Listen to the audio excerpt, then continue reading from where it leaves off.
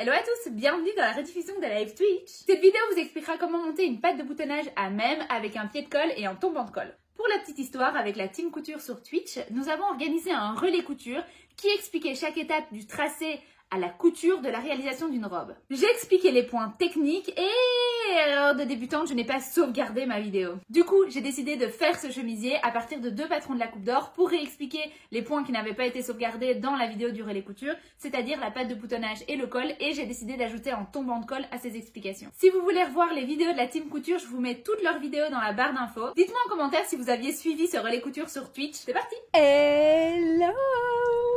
Bonjour à tous, bonjour à toutes, bienvenue dans ce live du dimanche matin, j'espère que vous êtes en méga forme, aussi en forme que moi et que vous n'êtes pas aussi cernés que moi. Alors, est-ce que vous allez bien ce dimanche matin? Je vais commencer donc à papoter, je vais commencer à faire mon introduction, désolée d'ailleurs pour les quelques minutes donc de retard, mais il m'a pris une zine genre un quart d'heure avant le live et je me suis dit... Allez, je le fais. Et donc du coup, il fallait absolument que je termine quelque chose pour pouvoir monter la suite des événements. Merci, j'aime trop ton petit premier, ta petite couronne du coup. Manu, elle a droit à une petite couronne parce qu'elle est abonnée à la chaîne, c'est trop bien. Alors, c'est parti. Eh bien, bonjour à tous et à toutes. J'espère que vous êtes en super forme ce dimanche matin. Ici, on va se retrouver pour faire la partie technique d'un chemisier et on va se concentrer vraiment plus particulièrement sur le col et sur la patte de boutonnage. Alors, le col est un petit peu différent du col que je dois en théorie vous expliquer et je rappelle exactement pourquoi je vous explique cette théorie. Nous avons fait donc un relais couture avec 4 autres nanas super qui étaient Amy Couture qui s'occupait de la partie fronce, Vanessa Salin qui s'occupait de la partie manche, il y avait Bérangère de Couture et Paillettes qui s'occupait de la partie coupe et tissu et Kathleen de Kathleen Fabrique qui s'occupait de la partie patronage. J'avais pour ma part la partie patte de boutonnage et col pour vous expliquer la robe du relais couture. Petite étape que je n'ai donc simplement pas enregistrée, donc du coup qui est partie dans les méandres d'internet et donc je refais cette vidéo pour vous expliquer vraiment la technique de la patte de boutonnage et du col. Comme ça, vous aurez toutes les vidéos pour pouvoir faire sans problème la robe du relais couture et éventuellement un chemisier si vous voulez faire le chemisier que je fais aujourd'hui. Donc ici, on va vraiment se concentrer sur la partie patte de boutonnage et je voudrais insister sur le fait que la patte de boutonnage peut être à même ou rapporté. Je vais donc vous montrer la grande différence au niveau du patronage. Si vous voulez revoir la partie patronage, n'hésitez pas à regarder le live pour vous expliquer exactement les petites vérifications lorsque j'ai tracé ce chemisier. Et je vais vous parler de la patte de boutonnage à même ou à part. Petite précision, je me suis préparée avec le chemisier numéro 180 du supplément 316. C'est la référence qui est marquée ici dans l'overlay. Je vais prendre mon devant, ma partie patron, parce que pour pouvoir bien vous expliquer comme il faut toutes les histoires, évidemment tout se passe à chaque fois au niveau du patronage, vous le savez. Alors, on est ici sur la partie patronage. La partie patronage, donc c'est la partie qui va vraiment déterminer ce qu'on va voir et comment on va procéder pour la suite des événements. Ici, j'ai donc un chemisier et souvenez-vous, lorsqu'on avait tracé le patron de la coupe d'or, on avait déterminé où était le milieu de vent. Donc lorsqu'on a fait le tracé, on a eu le tracé à un certain endroit. C'est pour ça d'ailleurs qu'il y a plein de petites lignes qui sont un peu griffonnées. Et donc, on avait tracé le modèle de la coupe d'or. On avait vu qu'il y avait un point ici qui déterminait mon milieu de vent, ici. Et puis, on s'est dit, en fait, non. Moi, j'aime pas que mon milieu de vent ne soit pas au milieu de ma patte de boutonnage. On avait donc pris la décision de mettre notre milieu de vent au milieu de notre patte de boutonnage. On a donc décidé de mettre le milieu de vent au milieu de notre patte de boutonnage et on a donc fait toutes nos vérifications de la sorte. Ensuite, on s'est arrêté là. On n'a pas réfléchi au niveau des valeurs de couture parce qu'on ne l'avait pas fait en live. Dans la partie chemisier, vous avez 2 solutions. Soit mettre une patte de boutonnage à part, soit mettre une patte de boutonnage à même. Ici, dans le modèle de la coupe d'or, on aurait pu se dire que la patte de boutonnage était à part, étant donné qu'il y avait une ligne pleine. La ligne pleine, dans la coupe d'or, nous indique que c'est une ligne qu'on va couper, généralement, et à laquelle on va ajouter ses marges de couture. Ici, je voulais vraiment avoir quelque chose qui ressemblait à la robe du relais couture qu'on avait. La partie patte de boutonnage à même, ça va être de doubler la valeur de la pâte. Je vais prendre ma pâte, elle fait quelque chose comme ça. J'ai doublé la valeur de ma pâte. Donc la valeur de ma pâte, vous prenez la valeur qui a entre les deux traits hachurés vert, on le double, et à ça, on ajoute la marge de couture. Et ça va nous permettre de pouvoir jouer et de pouvoir faire une pâte de boutonnage à même. Donc la pâte de boutonnage n'est pas rapportée, il n'y a pas une valeur de couture qui ajoute la pâte de boutonnage. La pâte de boutonnage est dans le même prolongement du chemisier, il suffira simplement par un pliage, ce qu'on va faire aujourd'hui, de créer cette pâte de boutonnage. Vous pouvez donc créer une pâte de boutonnage à partir de n'importe quel patron. Simplement, vous avez votre milieu devant, vous avez cette petite valeur de croisure, donc votre milieu devant, vous avez une petite valeur de croisure. Vous avez la pâte de boutonnage qui va de part et d'autre de votre milieu devant, c'est important. Donc votre pâte de boutonnage n'est pas en plus de votre milieu devant, elle est de part et d'autre de votre milieu devant. Et à ça, vous allez la doubler et ajouter une valeur de couture. Ça va nous permettre de créer ceci. Ici, je vais plier ma valeur de couture de 1 cm. Je vais plier la pâte de boutonnage que j'ai doublée. Et je vais avoir ceci comme résultat. On va le faire sur notre chemisier. Vous pouvez créer une pâte de boutonnage avec effet qui ressort ou une pâte de boutonnage avec effet qui rentre. Et là, je vais vous expliquer la différence. Mais avant, je vais voir ce qui se passe dans le chat parce que je vois que ça s'enjaille. Suite des événements. Vous avez donc la partie, c'était une très bonne question Karinette, la partie thermocollante. Ce que je voulais insister, c'est le fait que la pâte de boutonnage peut être ici, elle est comme si elle était ressortie, elle est vers l'extérieur. On a donc un effet où la pâte de boutonnage a l'air remise dessus. On peut également faire la même chose vers l'intérieur. Et donc on a un effet, la pâte de boutonnage elle est à l'intérieur et on viendra juste voir une surpiqûre. Et c'est la manière dont j'ai choisi de la travailler. La différence avec la pâte de boutonnage rapportée, c'est qu'on va, pour une pâte de boutonnage rapportée, on va venir couper sur la partie qui est la plus proche du chemisier. On va vraiment couper, on va venir prendre, donc on a besoin de faire tout ce travail de doubler la pâte de boutonnage et de rajouter la marge de couture, c'est important. Mais en plus de ça, on va venir ajouter une valeur de couture au chemisier et ajouter une valeur de couture à la pâte de boutonnage pour pouvoir les coudre ensemble.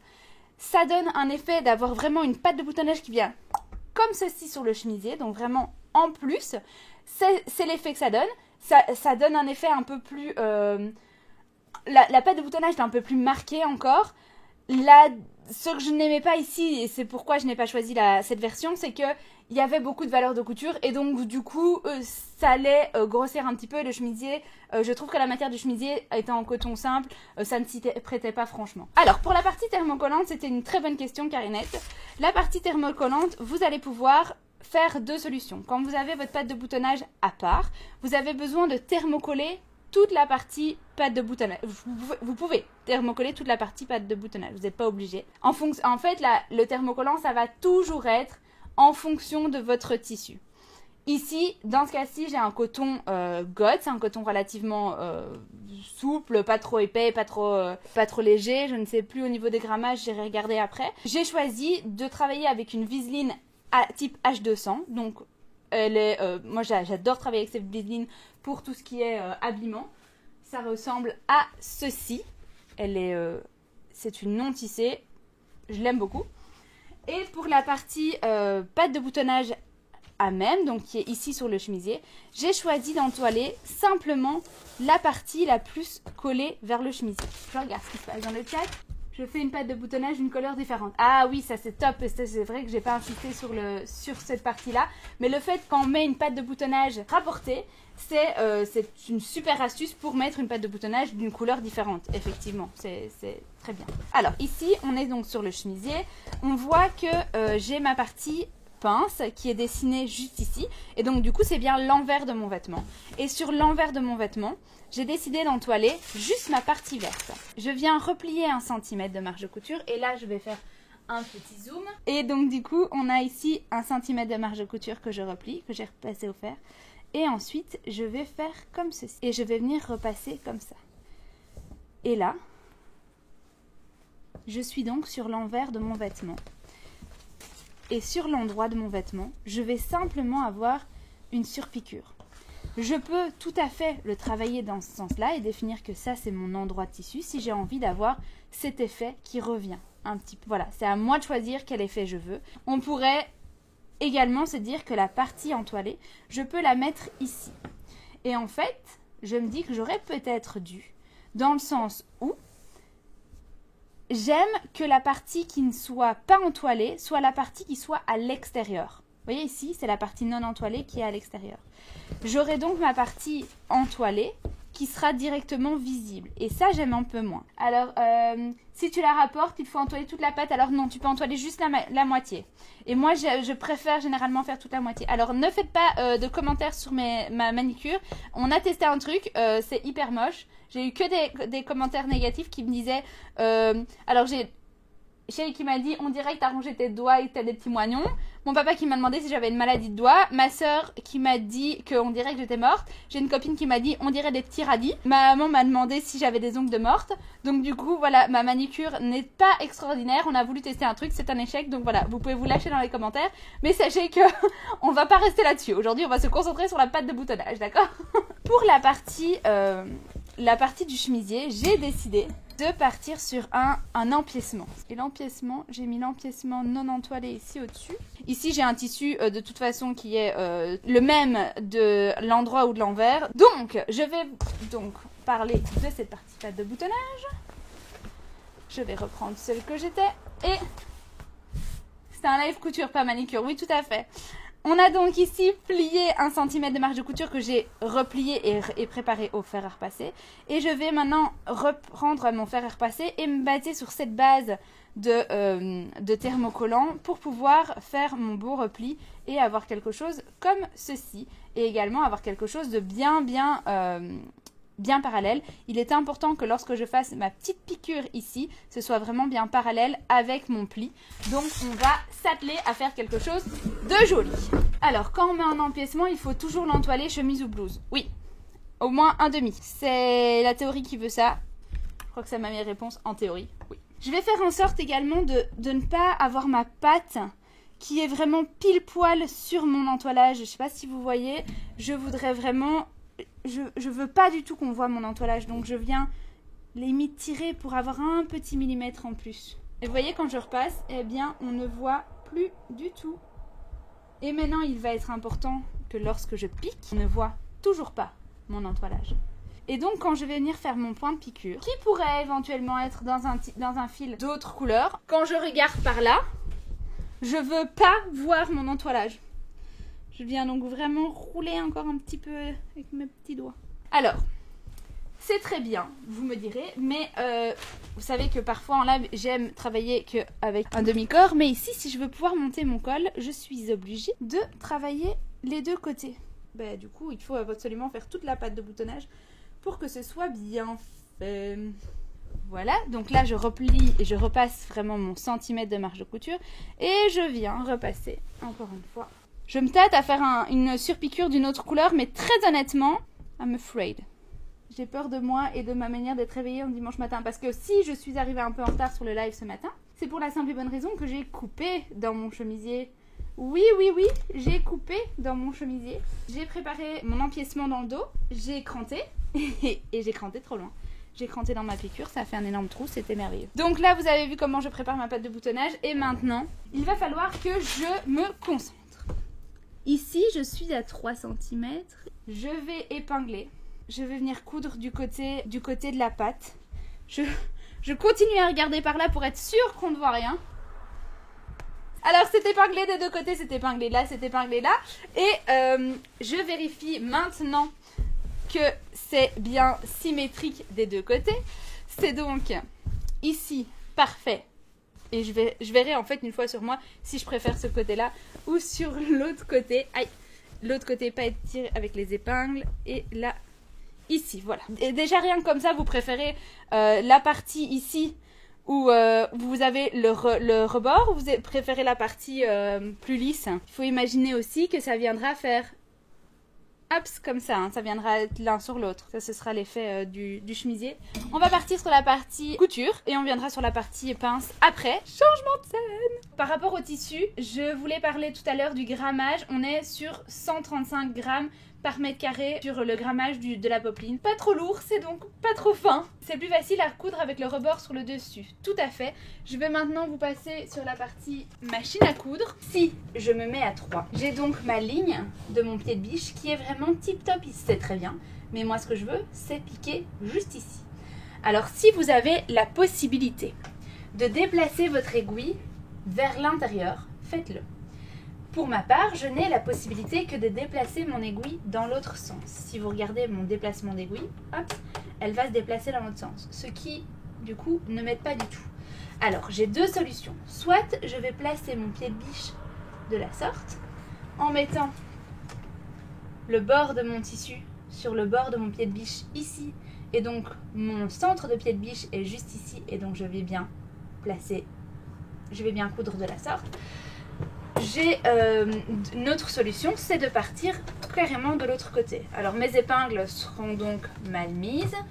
Je vais garder la version où je suis la plus confortable pour coudre, surtout avec des lumières et tutti quanti. Alors ici, si je fais ça et que je déplace un tout petit peu mon aiguille, c'est pas mal, mais je n'ai aucun repère sur ma plaque à aiguille ici. Vraiment zéro. Je vais me replacer peut-être de l'autre côté et avoir... Je vais peut-être me mettre à 2,5. Ah, ça c'est pas mal. Je vais peut-être me mettre à 2,5. L'idée c'est que mon point de piqûre soit parfaitement parallèle avec mon pli ici. Je préfère même que mon point de piqûre soit parallèle avec mon pli ici que parallèle à ma patte ici. Alors idéalement ça doit être bien, ça doit bien faire les deux. Hein. Comme mon point doit être quelque part ici, idéalement il faut que ce soit au plus proche de mon pli et bien parallèle à ça. Ça va être donc toute une technique où je vais arrêter de respirer pendant un moment. Mais je voudrais avoir deux repères. Si je me place ici, ça ne va pas. Si je me place ici, ça ne va pas. Je vais donc prendre le repère ici de l'intérieur de mon pied de biche. Donc je vais prendre ce repère et je vais déplacer un peu mon aiguille. Alors, j'ai une remarque intéressante qui me dit... Il y a des pieds de biche qui sont adaptés aux surpiqûres. Il y a même des pieds de biche qui ne sont pas adaptés aux surpiqûres et qui permettent de pouvoir coudre plus facilement. Je vous montre quelques exemples. Hop, ici, j'ai un pied de biche pour faire des ourlets invisibles. Je pourrais me placer éventuellement et me dire, ok, quand je couds, je me place et je bouge mon aiguille et je me place. Et c'est pas mal. Sauf que j'ai l'impression que je sais que ce pied de biche, il bouge un petit peu. Et donc en fait, je sais pas si vous voyez avec mon ongle, mais le truc il s'ouvre ici. Et donc du coup, j'ai l'impression que c'est jamais très fixe parce que mon embout perso est en plastique. Vous pouvez également travailler avec un pied de biche transparent. Le pied de biche transparent vous permettra d'avoir une meilleure vue également sur ce que vous êtes en train de faire. Ça me plaît encore pas mal. Ok, c'est parti, mesdames et messieurs, on est parti. On est à longueur de point de 2,5. Je ne bouge plus mes réglages. J'arrête de respirer. Je coupe mes petits fils qui se barrent et on y va. Oui, c'est bien. Alors, petite précision. Ici, j'ai dit longueur de point 2,5. Longueur de point 2,5. J'aurais pu dire longueur de point 3. Généralement, pour des surpiqûres, on travaille à longueur de point 3. Du coup, ici, je suis partie à longueur de point 2,5. Je vais faire 2,5 sur tout bord.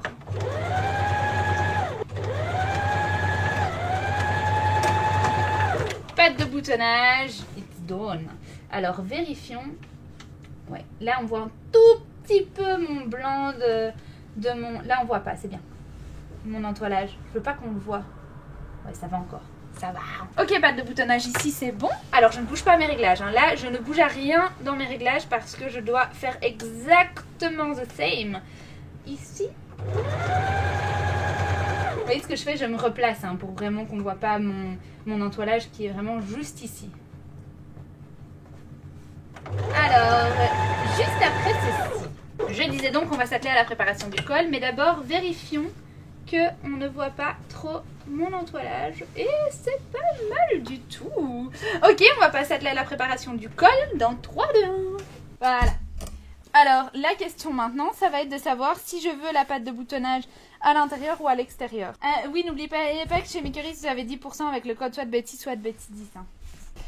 Alors, je ne sais toujours pas si... Je pense que je vais partir sur la version que j'avais prise à la base. C'est-à-dire juste la surpiqûre à l'extérieur. Je sais pas pourquoi je veux changer tout le temps. On va partir sur la partie colle et pied de colle. Je vais donc ici attraper le tombant de colle. Et vous allez remarquer que le tombant de colle, j'ai donc décidé d'entoiler un demi tombant de colle. Ici, je viens couper l'excédent de thermocollant. Un demi pied de colle et un demi tombant de colle. Et donc, je vais me concentrer hyper fort pour ne pas trop me tromper quand je vais parler de pied de colle et quand je vais parler de tombant de colle. Parce que parfois, je dis colle et sans préciser quelle partie du col c'est un problème. Je précise quand même que lorsque vous allez faire la robe du relais couture, vous n'avez pas du tout de tombant de colle. On va les appeler Caroline et Bérangère. Ça va être bien ça. Caroline et Bérangère. Alors, Caroline va donc devoir être cousue en première. Le tombant de colle a besoin d'être cousu en première. Bérangère a besoin d'être cousue juste après. Pour la partie tombant de colle avec Caroline, ici, vous n'avez pas ça dans la robe du relais couture. La robe du relais couture va vraiment juste se concentrer sur cette partie. Par contre, je vais faire une petite vérification parce que c'est important les petites vérifications. Je vais avoir besoin de prendre mon encolure et de vérifier que lorsque j'ai fait mes vérifications, tout se passait bien. Parce que parfois, entre la partie vérification et la partie coupée du tissu, parfois, il y a un truc. Alors, je vais donc vérifier si mon tombant de colle est bien exactement à la bonne taille. Et ça, c'est hyper important. Parce que peu importe le travail que je vais faire après, tant que ça n'est pas correct, je ne peux pas vraiment avancer. Donc, je vais venir marquer mon milieu dos. Alors, ici, j'ai donc marqué le milieu dos de mon chemisier. Ici, je vais vérifier que mon col est bien correctement placé. Enfin, est bien exactement de la bonne taille. Hop. Normalement, il doit être 1 cm plus grand. Oui, c'est bon. Alors, je vais vous montrer exactement pourquoi et comment. Mais maintenant, je sais que j'ai bien fait ma vérification. Donc, c'est bon. Ce que j'ai vérifié, c'est que le bas de Bérangère, le bas du pied de colle, soit bien à la bonne taille par rapport à l'encolure du chemisier. On va maintenant s'atteler à... On va s'occuper de Caroline.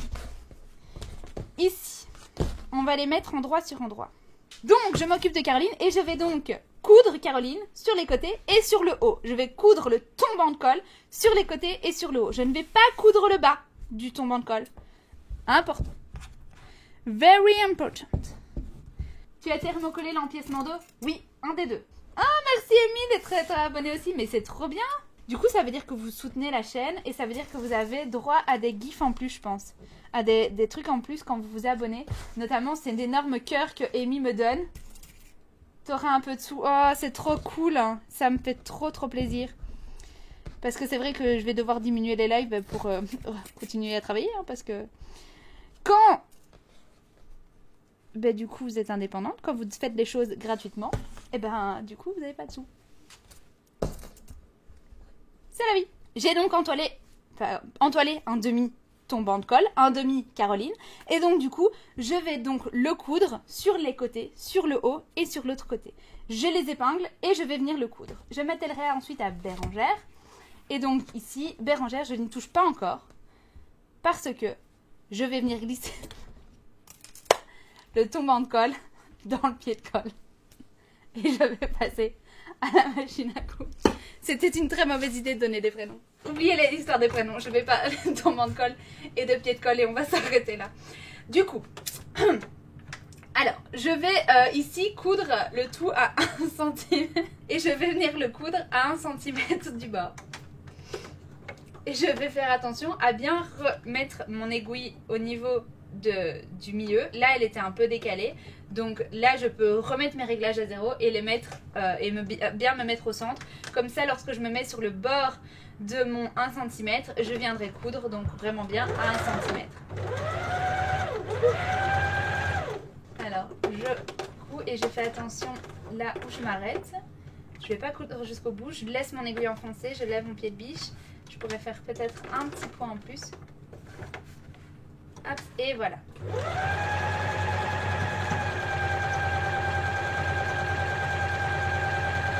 Ici, je viens vraiment coudre à 1 cm. Alors, ici, ce que je dois faire attention, c'est de bien avoir la même chose au niveau des deux côtés.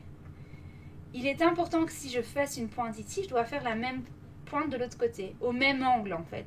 Parce que ça va être deux morceaux qui vont se retrouver vraiment de part et d'autre de mon visage. Je vais donc prendre le tombant de colle et je vais venir à travailler pour la suite des événements. J'ai donc cousu mon tombant de colle et je vais venir dégarnir mes valeurs de couture. J'ai besoin, donc j'avais fait 1 cm de marge de couture. Ici, je vais donc le couper et faire 0,5 simplement pour que ce soit un peu plus accessible, un peu plus joli au niveau du montage, qu'il n'y ait pas de grosses valeurs de couture à l'intérieur. Je peux épointer, éventuellement juste épointer mes coins. Hop, pas couper trop. Je pourrais éventuellement également donner des petits coups de ciseaux. Attention à ne pas les donner trop loin.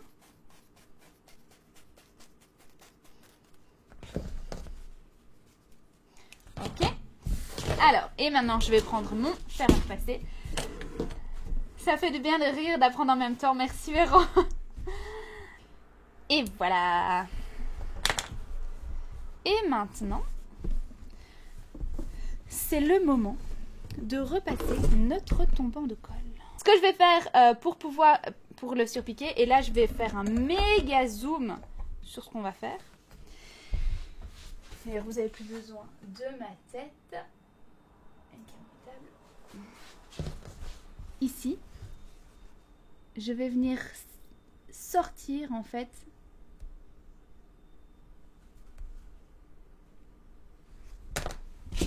ma couture pour avoir vraiment quelque chose de top. Quand je parle de bouche, je parle de ça. Je veux pas que ça rentre comme ça, je veux vraiment bien que ça sorte. Ce sera plus propre, oui, je pense. Tu ensoleilles notre dimancherie, mais ça, c'est tellement mignon. Merci. Alors, on va partir ici sur la partie surpiqûre. Et ici, je vais me mettre vraiment parfaitement avec le bord de mon col, ici, sur le bord de mon pied de biche, ici à l'intérieur. Je vais donc, ici, sur la partie centrale, mettre mon aiguille, vraiment pour que ce soit au centre. Ici, je pourrais éventuellement me mettre en longueur 3.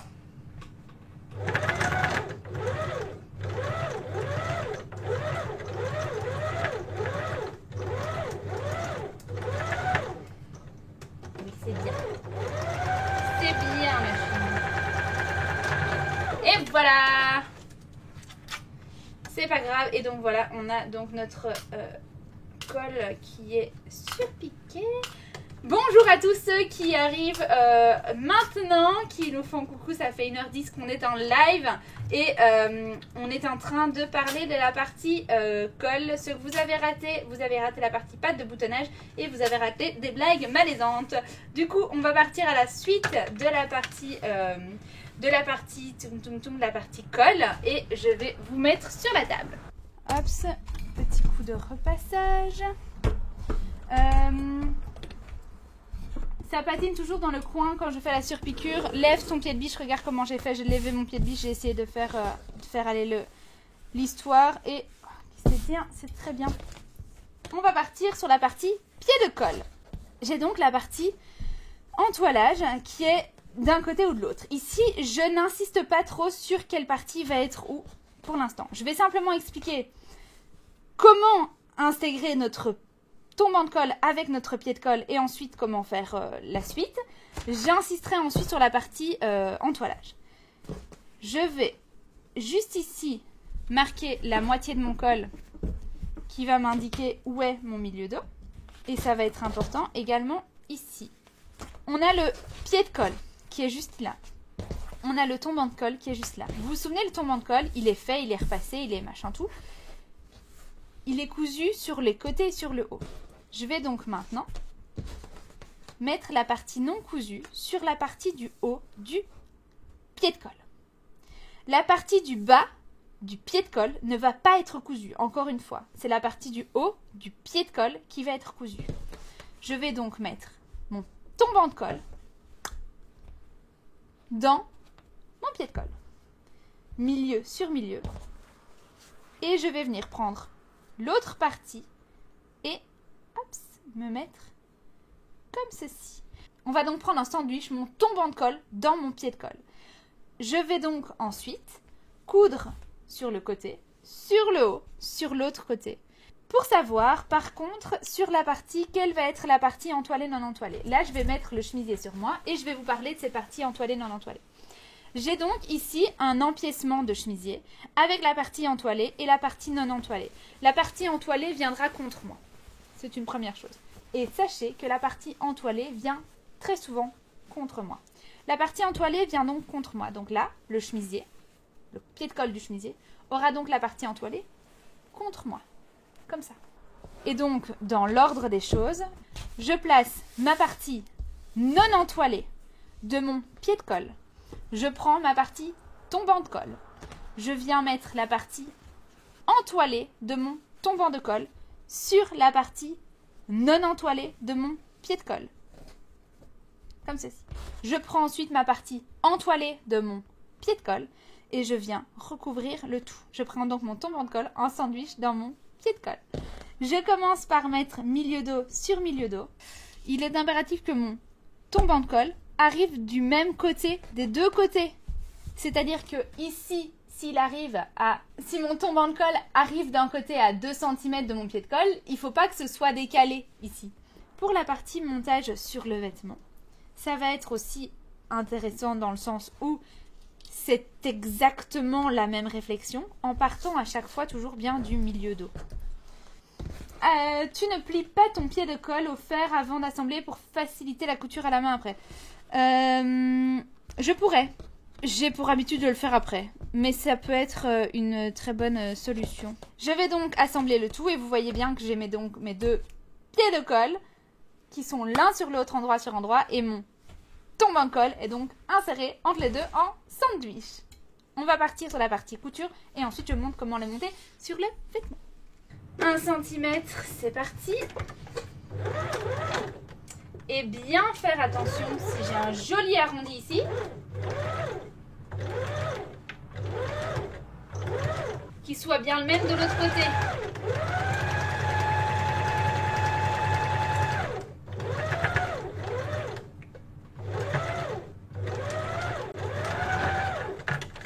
Il va donc maintenant falloir que j'ai des épingles, que je crante, que j'enlève un peu de valeur de marge de couture et que je place le tout sur mon vêtement. Suite des événements, je viens cranter. Il faut savoir un truc, c'est que j'aime beaucoup cranter. Je pourrais faire, on me l'a suggéré maintenant, cette partie, plier la valeur de couture de 1 cm pour la facilité de la pose. Donc, mon pied de colle ressemble maintenant.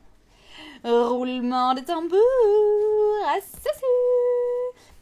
Ici, qu'est-ce qu'on fait? On vient bien repasser. C'est important, le faire repasser. Hop là. Et maintenant, au placement sur le vêtement. Le pied de colle est donc bien placé. Je revérifie, j'ai bien mon petit morceau ici. Me dire là c'est le milieu, là c'est le milieu, là c'est le milieu. Je vais donc prendre mon chemise. La question c'est vraiment j'ai envie de quoi? Est-ce que j'ai envie? Donc j'ai décidé que ce sera la partie sans patte qui sera donc visible. Donc pas la partie avec patte remise mais la partie sans patte. Il est donc impératif que la partie qui soit entoilée soit donc vers l'extérieur ici. Est-ce que je commence endroit sur endroit? Est-ce que je commence endroit sur envers? Il y aura beaucoup de tutos. Vous allez commencer endroit sur envers. Ici, je vais me mettre endroit sur endroit parce que je préfère. Je viens épingler le milieu dos en mettant la partie entoilée sur l'endroit de mon vêtement et accessoirement sur la partie empiècement, sur la partie non entoilée.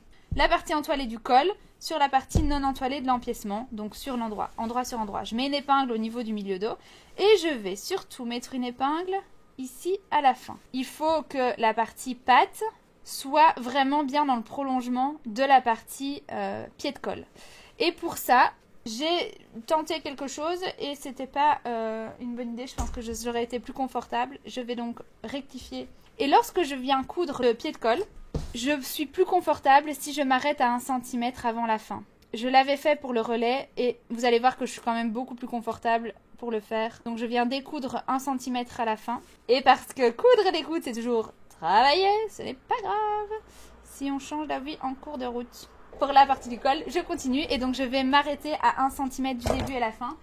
Je vais faire mon petit marquage et donc je vais venir faire mon point d'arrêt juste ici pour être certaine d'avoir plus d'aisance en fait pour pouvoir monter mon col. Ici, je vais recommencer ce que j'ai expliqué, mais alors on m'a suggéré quelque chose et donc du coup comme on dit en live, je pourrais vous expliquer un max de choses. Donc c'est la partie non entoilée que je dois venir replier sur 1 cm pour préparer ma future couture à la main.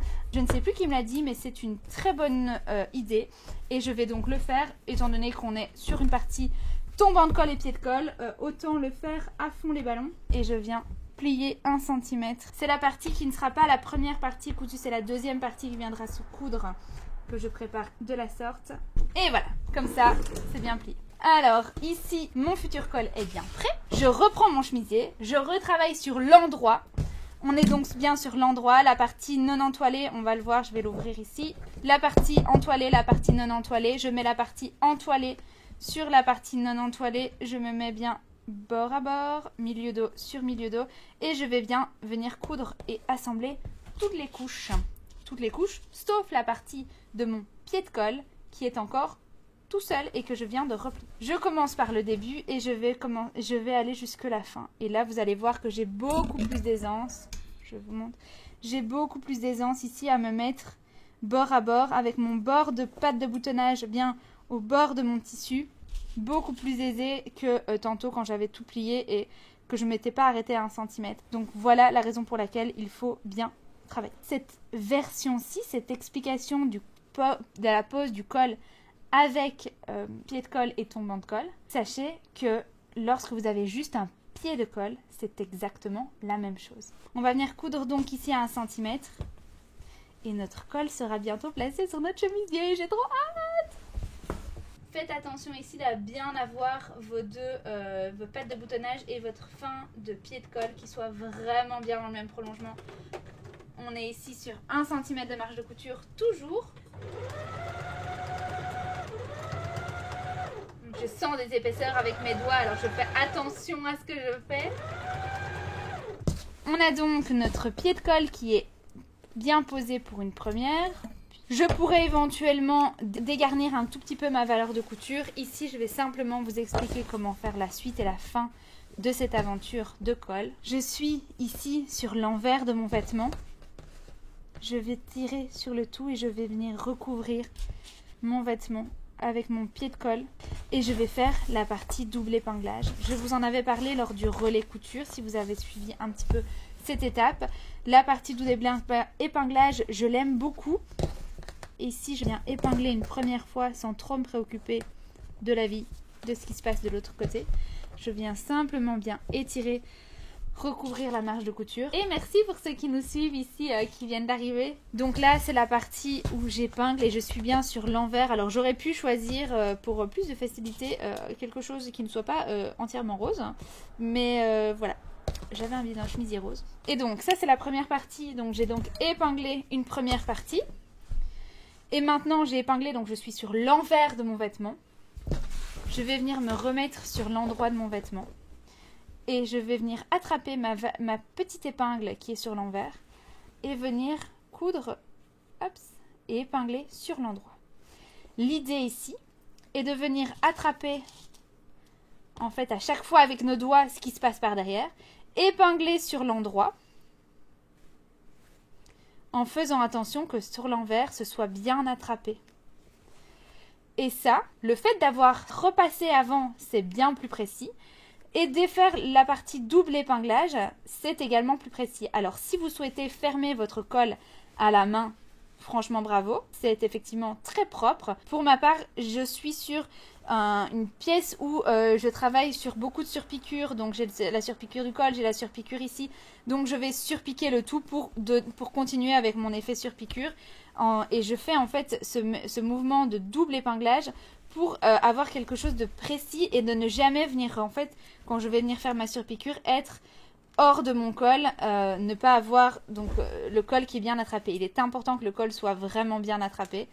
Et voilà la raison pour laquelle je travaille en double épinglage. Si vous faites juste à la main, la première étape sera suffisante, donc juste épingler au niveau de l'intérieur. Et je vous ai donné toutes les explications du jour.